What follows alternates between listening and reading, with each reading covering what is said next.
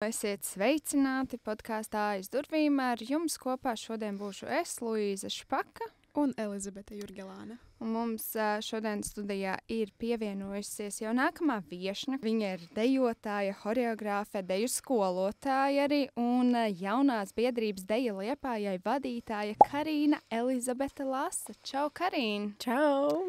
Kopā ar Karīnu patiesībā es esmu principā teikšā uzaugusi kopā, jo mēs, kad es vēl dzīvoju Liepājā, mēs kopā dejojām ļoti daudz un ilgus gadus. Un, vai tev jau tajā mazajā vecumā, kad tu sāki dejot, vai tev jau bija skaidrs, ka tu gribēsi savu visu dzīvi, visu nākotni saistīt ar deju? Noteikti nē, jo sanāk, es sāku dejot aptuveni 9 gadu vecumā, un es atceros, ka bija vēl tas pusaudžu tīneidžeru posms, kad es ļoti spilgti to atceros, ka es negribēju iet uz treniņiem, es daudz treniņus izlaidu, un likās, Dievs, taču neaiziešu šodien uz treniņu, un tā. Un tad tas bija kāds 2 gadus, man šķiet, un tad vienā dienā bija tāds tā kā ar pannu pa galvu, kad ko es daru, un visu, un no tās dienas viss tas arī kaut kā tā, salikās tā, kā tam bija jāsaliekās. Kā tu raksturotu vispār deju, vai tas tev ir tāds glābiņš, tāds psihologs, ko tu pati veicini? Teiksim tā, es domāju, nav tāda viena lieta, jo tad, kad man ir bijusi vajadzīga kaut kāda, teiksim tā, kaut kāds vairāk psiholoģisks atbalsts, tad noteikti deja ir nākus tālāk ļoti drūmos brīžos, bet arī, ja no otras puses mēs skatāmies, tad tam ir arī tā savu pozitīvā ietekme, ko tas dod ķermenim, ko tas dod prātam. Tā kā, ja es to ceļu esmu izvēlējusies iet, tad tās kaut kādā brīdī, lai arī kāds izklausītos, tas ir kaut kāds mans prieks un manas zāles un viss. Un vai tev ir bijuši kaut kādi zemākie posmi tai tieši dejas karjerā, neskaitot šo tīneidžeru vecumu, ka tev liekas, ka vieglāk, tu labāk vēlies pamest to deju, jo tu vairs neredzi to kaut kādu motivāciju dejot un iet pretī uz to savu mērķi, kas ir saistīts tieši ar deju? Ja mēs tagad neņemam vērā tos pusauģu posmus, kas ir vienkārši tīri pēc dabas tā tas ir iekārtots, bet tad es noteikti varētu teikt, lai arī kāds izskatītos no malas, tādi posmi ir bieži un tādi posmi ir arī vēl šodien, un ja kāds, kas varbūt dejo un šo klausās, varbūt saprot, un varbūt kāds nesaprot, kāpēc tā notiek, ka tā deja taču tik ļoti patīk, un tad uznāk šie drūmie brīži, ka liekas, tiešām es nevaru darīt kaut ko nopietnu, beidzot, tāda uznāk tāda sajūta, un vispilgtāk man tā arī bija skolā, jo koledžā, ka es mācījos, ka man likās, praši kā es tajos 9 no rīta stāvu pie tā baleta stieņa un kaut ko cenšos sev pierādīt, un tā ir vēl projām, tā ir arī vēl šobrīd, un es domāju, tā ir tāda, jebkurā profesijā es ticu, ka tā ir tāda neatņemama sastāvdaļa. Nevar visu laiku viss būt skaisti. Es saprotu to. Tā kā, jā. Kā tu teici ar to galā? Kā tu sev pasaki to, ka tas tomēr ir nopietni? Tas rada gan tev prieku, gan arī tiem citiem apkārtējiem, kuriem tu māci dejot. Zini, nevienā brīdī nav bijis tāds, vot Karīna, tagad mēs beidzam tā ar joku šim pieiet, tagad tas sākās nopietni. Īsti tāds brīdis nav. Tu vienkārši dzīvo un tu vienā brīdī apjēdz, ko tu jau esi izdarījis, ko tu jau esi paveicis, cik daudziem jau tu esi palīdzējis iemācīties tos pirmos soļus, ja tie ir mazie bērni, un tas arī dod kaut kādu atgriezenisko saiti. Un tas, un tāpat, kā es jau pirmīt teicu, man brīžiem arī vēl šodien ir tāda sajūta, ka, šis ir tas, ko es daru, šis ir nopietni, šis ir tā kā mans darbs, man ikdiena, un tāda atklāsmes brīži atnāk diezgan bieži, un tad, laikam, man gribās teikt, ja tas būtu tāds nu, teiksim tā, ja tas būtu bijis tāds, trends, tur man patīk dejot, un es tagad esmu dejotāja, nu, tad droši vien es jau sen to būtu likus kaut kur plauktā un darījus kaut ko citu. Bet laikam tā jāsaka, ka tas kaut kur jau manī ir bijis ielikts, jo nu, tās grūtības, ar kurām ir nācies saskarties, nu, es nezinu, vai tām var iziet cauri, ja tas jau tev nav tā kā sirsniņā kaut kur nesēž dziļi iekšā. Tā kā, nu jā, tas tāds laikam sirds darbs, kas ir pārtaps jau profesijā. Un, nu jā. Kā tu vispār izdomāji, ka tu vēlies būt horeogrāfa? Nevis palikt vienkārši kā dejotāja, bet arī sākt mācīt citus cilvēkus.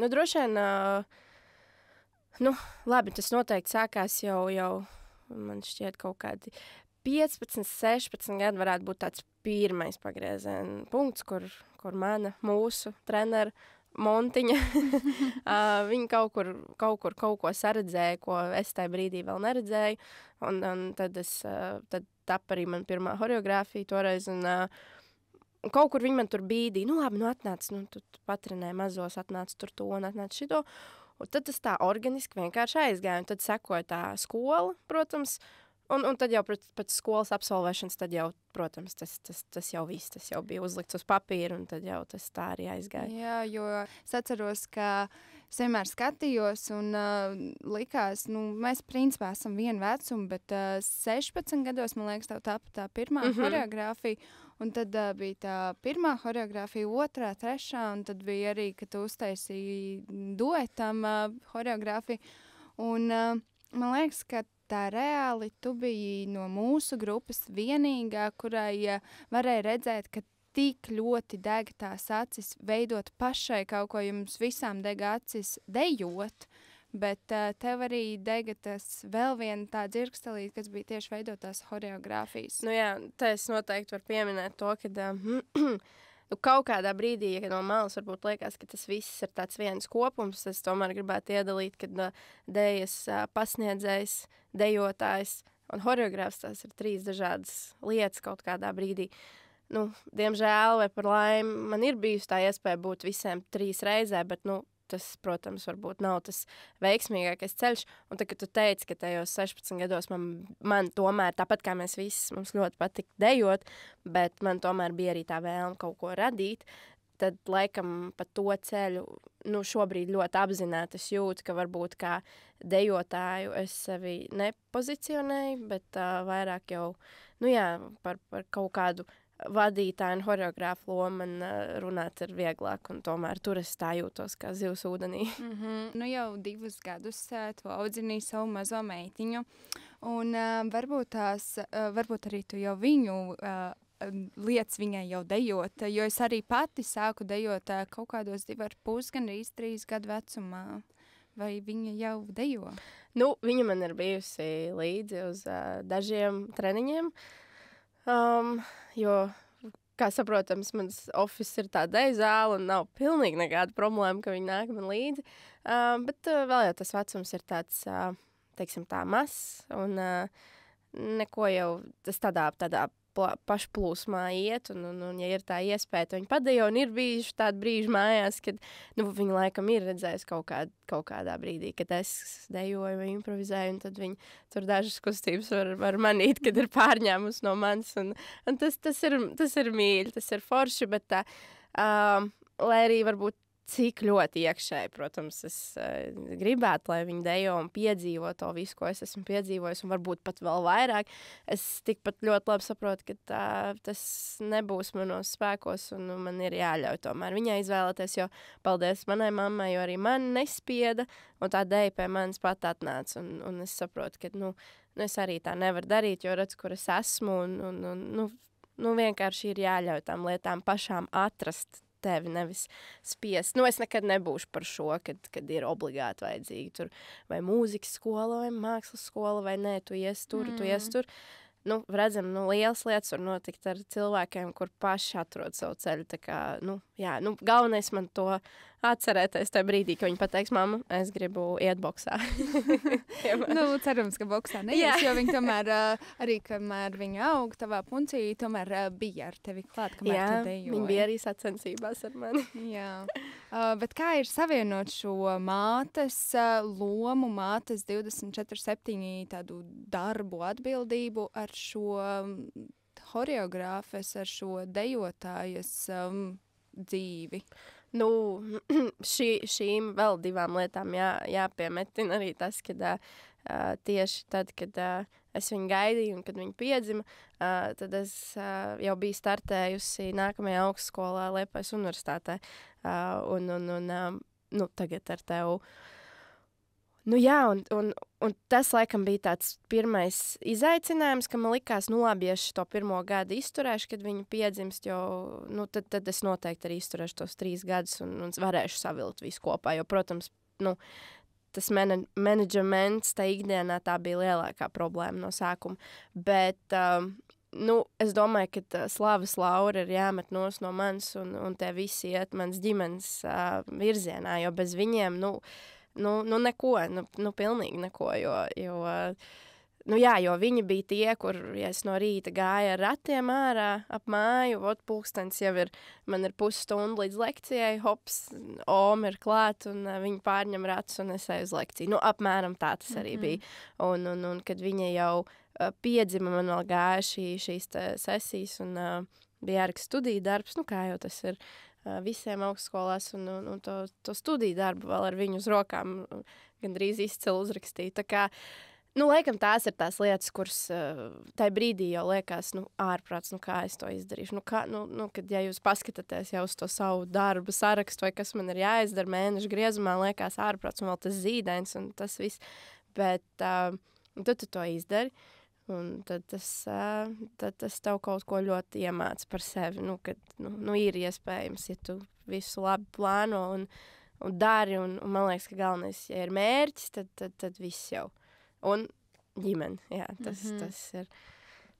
Ņemot vērā to, ka tev meitiņai jau ir 2 gadi, tu esi iemācījusies kaut kā plānot savu laiku. Kā šobrīd izskatās tava ikdiena?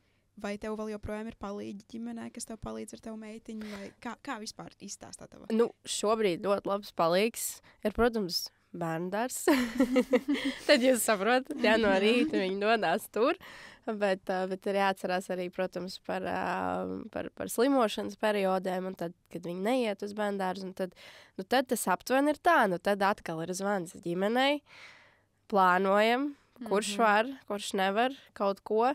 Ja es varu, tad es paņemu līdzi, ja nē, tad visādi, tiešām visādi. Tā ikdiena var izskatīties ļoti raiba, tā, ka, viņa tur stundu ir tur un pēc tam tur, vai kāds nāk un es ātri aizskrienu kaut kur.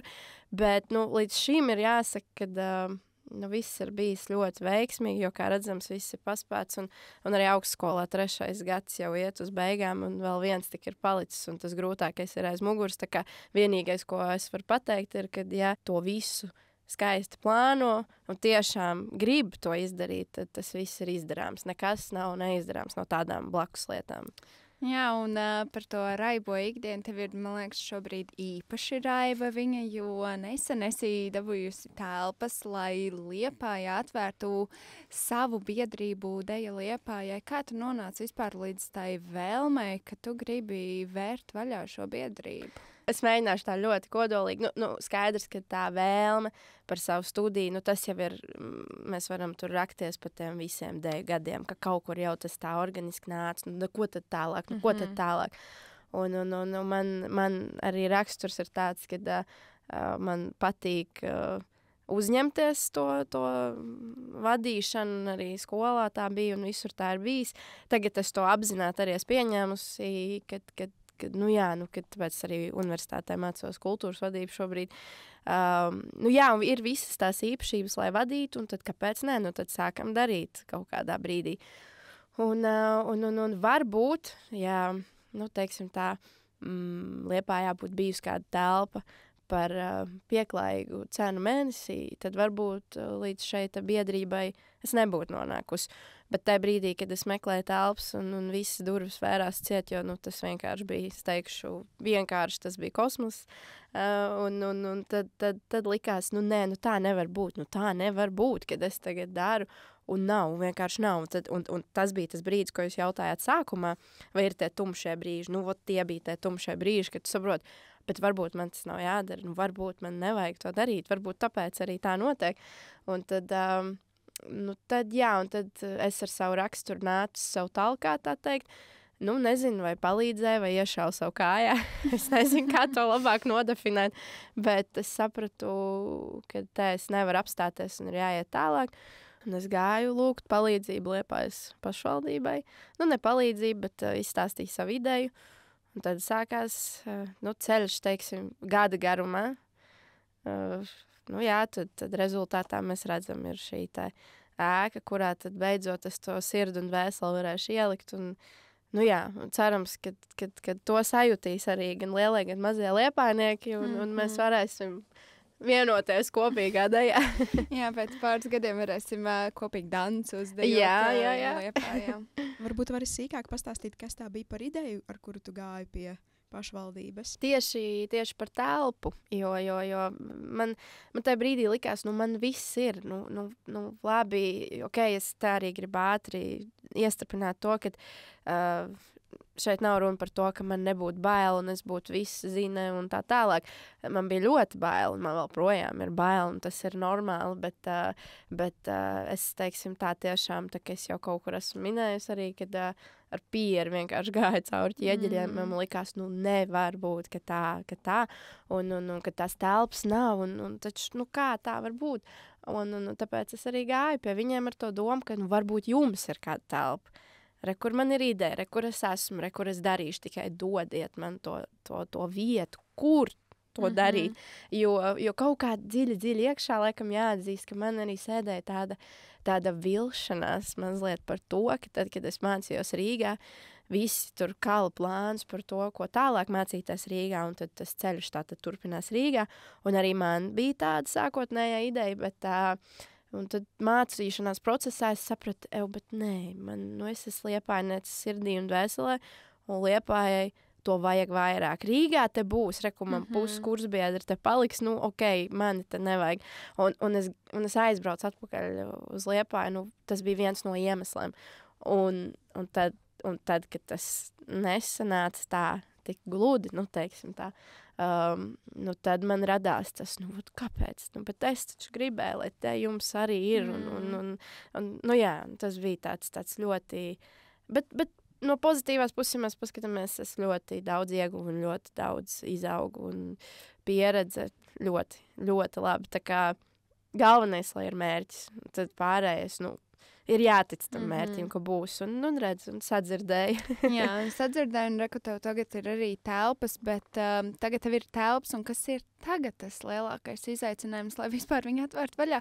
Jo, kā esmu redzējis arī, ka tu liec, ka šobrīd tev ir radošais spektrs pavērties vaļā, un tu krāso un visu, ko vēl.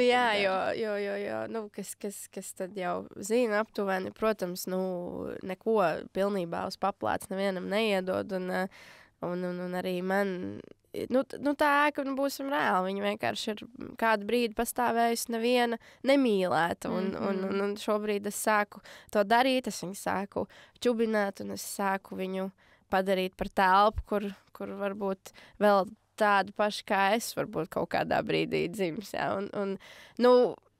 jā, un tagad es esmu viss vienā, būvdarba vadītājs, krāsotājs, špakalātājs un tā tālāk. Vēl pāris amats. Sākumā es teicu, ka tev jau ir daudz amati, lūk, ir vēl amati, ko tev pievienot. Jā, un tas ir tāds radošais bardaks, laikam, un protams, es atkal šeit, lai arī cik tas varbūt būtu mazliet smieklīgi un forši liktos, ka tā ikdiena, tad, taču forši, bet, nē, no tā arī ļoti, protams, tu nogursti, un arī tur ir tie krituma brīži, lai gan liekas, bet tagad, Karīna, tu dabūji to, ko tu gribēji, laimīgi dzīvojies. Bet tur nāk atkal savi pārbaudījumi, ja, un tad jā, bet, es cenšos noturēt tādu, kad mēs ļoti lielā tempā ejam uz priekšu tieši to telpu labiekārtošanā, un tad es saprotu, ka ir normāli, ka, es mazliet varbūt atkrīt uz atpakaļ, un kad, ka tam varbūt lēnāk tam ir jānotiek, bet, jā. Kas ir tas, kas tevī katru reizi pieceļ, īpaši arī šajā periodā, kad ir tik grūti? Kas ir tas, kas tevī ceļ? Saku, kā jau es te mazliet ieskicēju par to mērķi. Es nezinu, kā šāda situācija, ja mēs šādā situācijā ieliekam cilvēku, kurš varbūt ir introverts, piemēram, un kuram ir varbūt mazliet vairāk baile, mazliet vairāk tās nepārliecības. Es nezinu, kā ir tad, bet man vienmēr tālāk, protams, nāk tas trakais raksturs ar to, ka, respektīvi, ja tu man pateiksi nē, tad es vēl jau vairāk gribēšu pierādīt to, ka tas ir jā, nevis nē, ja. Jā, un tā sajūta par to, ka tas ir mans mērķis, un es degu par to mērķi. Man liekas, viņš ir, tur ir jābūt visam. Un tad līdz ar to, kad nāk visas tās grūtības, teiksim tā, man uzliekās tāds rozā brilles uz acīm. Un liekas, un tā arī bija īstenībā par šo gadu, kad tas viss notika, likās, es vienkārši maucu, vienkārši runājot. Un tad, kad tas viss rezultējās tātad pozitīvi, es atskatos uz to, un man liekas, ārprāts, kam es tur gāju cauri, un tās rozā brilles vienkārši krīt, jā. Un tad, jā, un tas lielākais motivators, es saku, ir tikai, kad, lai arī cik ļoti ūdens kaut kādā brīdī smeļās jau mutē, tu tā kā turies, pie bojas, tu turies pie tā savu mērķa. Un, redzam, viņš vēl nav izpildīts, un tad šovasar solās būt. Es ceru. Jā. Visām zvaigznēm ir jāsaliekās, bet, es atveru arī istabu lietām, kuras mēs nevaram paredzēt, un es neesmu tomēr tik ar rozā brillēm, un es saprotu, ka vienmēr var gadīties, gadījums, jā. Tā kā jā, man liekas, ka galvenais, ir tā ticība pašam sev. Neviens cits to nevar ielikt tevī, tā kā jā. Kāpēc tev ir svarīgi dejot vispār un radīt arī šo telpu? Kāpēc tu gribi, lai citi arī dejo? Tāds interesants, bet sarežģīts jautājums, es teiktu, jo nav tā, ka ikdienā es daudz dejo. Jā, un nav arī tā, ka šādus jautājumus es sev uzdodu bieži, lai gan vajadzētu. Un, jo tagad, kad tu viņu man saki, varbūt pat es nevienā brīdī neesmu padomājis par to. Kāpēc vajag? Kāpēc tagad Pusliepāja ir jādejo pie tavas kariņa? Es neesmu padomājis, bet laikam man liekas, es laikam eju ar tādu, nevienu aiz matiem es nevilkšu pie sevis. Protams, mēs katrs izvēlamies, ko mēs gribam darīt, bet man liekas, ja man šī dzīves misija vismaz šobrīd, vismaz šajā laika posmā ir tāda, tad, ja tu tā kā nāc man garām un tev tas iedvesmo un tu atnāc pie manis padejot, un es tev varēšu iedot to daļiņu no tās mīlestības pret to deju, kas ir manī, tad laikam tas jau būs labi, tas jau būs forši. Un ja arī tu rīt vairs nedejos, arī tas būs ok, jo mums katram ir kaut kāds savs ceļš, bet jā, es laikam eju ar tādu, teiksim tā, šeit man nevienā brīdī virspusē neieslēdzās kaut kāds, es vienmēr saku tā, ja es gribētu pelnīt miljonus, tad es vispār šo nedarītu. Jā, tādā ziņā. Tāpēc tas ir tāds sirdsdarbs, un ko es vēl vairāk varu darīt, ja ne dalīties ar citiem tajā, un tad varbūt kaut kur arī vienot, un man liekas, ja mēs tā visi forši savienojamies, tad var notikt skaistas lietas, var notikt, dziesmu un deju svētku, visas šīs tradīcijas, kas saglabājās, jā, kaut kāda maza mikrodaļiņa no tā, un tad ko gan citu. Ko tu nobeigumā varbūt ieteiktu visām, īpaši tieši jaunajām sievietēm, kurām ir tas savs mērķis, bet varbūt ir kaut kādas neizdošanās, varbūt ir mazliet vairāk bail. Ko tu ieteiktu, kā saņemties un iet uz to mērķi? Nu, ja mēs runājam par tiešām jebkuru, kurš ir gatavs darīt, vienkārši ir bail, nu, tad laikam, paskatāmies uz sevi spogulī un tā arī pasakam, es varu.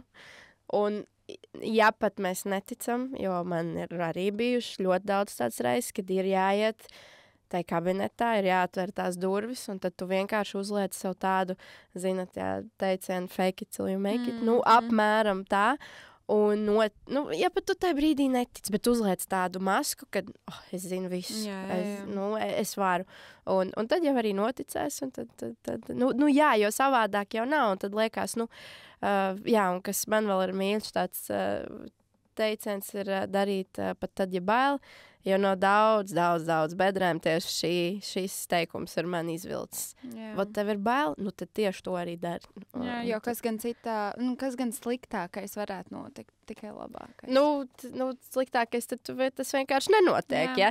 Bet tad tu vienkārši sēdi uz dīvāna un atkal ir tas komforts, un tad rodās jau tur citi jautājumi. Bet tu zini, ka tu esi mēģinājis vismaz. Jā, un ja ir tas tiešām tās durvis varās ciet, tad jau, kaut kādā brīdī jau būs tāda lielāka zīme, kad tu sapratīsi, varbūt šis nav man. Bet ja tu ej līdz galam, tur kaut kam ir jābūt. Tur ir kaut kam jābūt. Jā, tu izaudzē savu ļoti labu mugurkaulu. Jā, biezu ādu.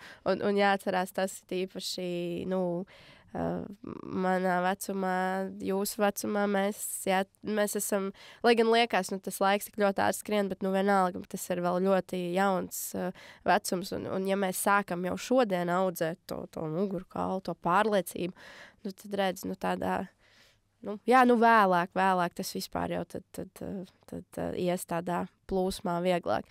Kaut kā tā.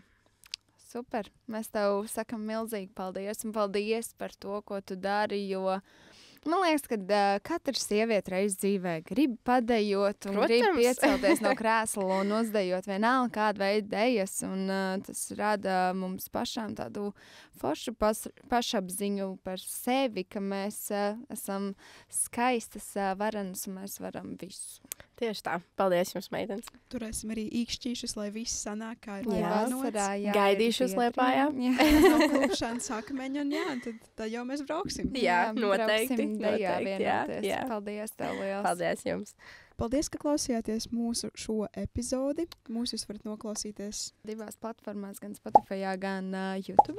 Un tiekamies jau tad nākamajā epizodē. Atā!